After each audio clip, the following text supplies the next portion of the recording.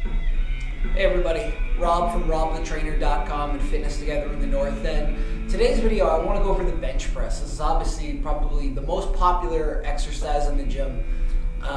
Certainly the one that most people ask when they find out, oh, you lift weights, how much you bench, right? In this video what I want to do is I want to help you bench more weight. And so I'm going to go over a couple cues of how to improve your setup, how to get into the right position at the bottom of the bench press, and ultimately how to produce more force through that bar so you can lift more weight.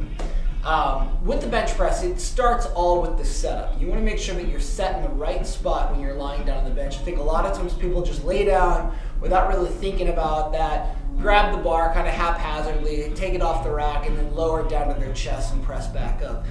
And you're losing a lot there. You're missing out on the tension that you get at the bottom, which allows you to produce more force.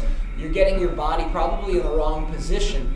And this can lead to injury as well for a lot of people, especially those guys you see kind of walking around, rolling their shoulders and stuff, because their shoulders are either rotating too much, their scaps aren't in the right position, their shoulder blades, and the bar isn't touching in the right spot.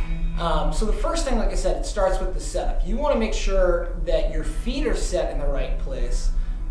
This is the number one thing that I see from most people is they lay down on the bench, and then as they go through their reps, they start dancing around with their feet. I call it the happy feet. It kind of looks like they're tap dancing as it gets tough.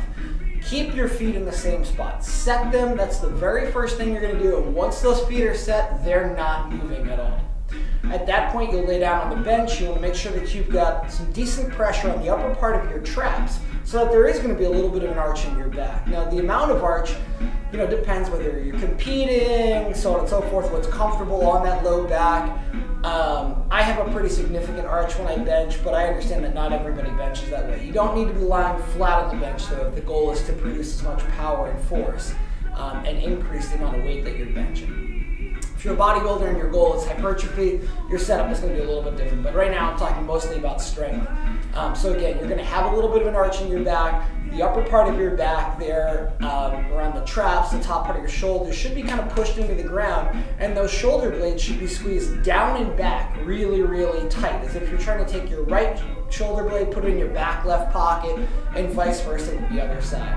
At that point, when you have that kind of tension in your upper back, your feet are solid and planted, they're not going anywhere, then you're going to grab the bar, you're going to squeeze it as hard as you possibly can, take a big deep breath, and then when you're ready to take the bar out of the rack, rather than pushing it up off of the hooks, you want to think almost pull the bar down. So it's important that if you're at a rack that's adjustable, you set the height in the right spot so that you don't have to lift those shoulder blades up. We don't want those shoulder blades coming apart. We want them set in the same spot the whole time. If you have a spotter, have them give you a little handoff, have them do most of the lifting and kind of just guide the weight out so that you don't have to, again, lose tension in that upper back.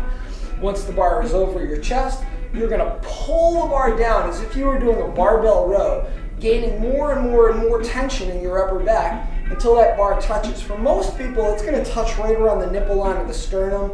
Depending on how wide your hands go, it may touch a tad bit higher, a little bit lower. But as you touch, you want to make sure that it hits the same spot on every single repetition, and it's a spot that you can develop a lot of power from. For me, that's, like I said, right around the nipple line of the sternum. As I pull that bar down, and then when I go to press, I'm driving through my legs to initiate that, kind of pushing down, but also forward with my feet. Think as if I'm trying to bust my feet right through the front of the shoe. At that point, I've got that extra tension, and now the bar is going to start to come off my chest, and I'm pressing with everything I've got until those elbows are locked out completely. When done correctly, it should look something like this. So the very first part, again, I'm going to set my feet. I tend to set them a little closer, behind the knee for me, just so I have a little bit of extra tension. I'll lay back down on the bench. I've got a nice arch in my back here. My butt is still in contact with the pad. It's going to stay that way. And the pressure is on the upper part of my traps. At this point, I'll grab the bar.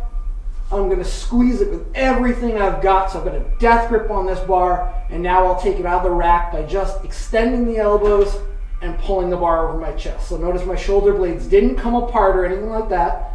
I'm going to pull the bar down, not lower it, to my chest. And then as I press up, nice and fast, pushing down and out through my feet, Again, one more time, pulling the bar down, getting a lot of tension, press.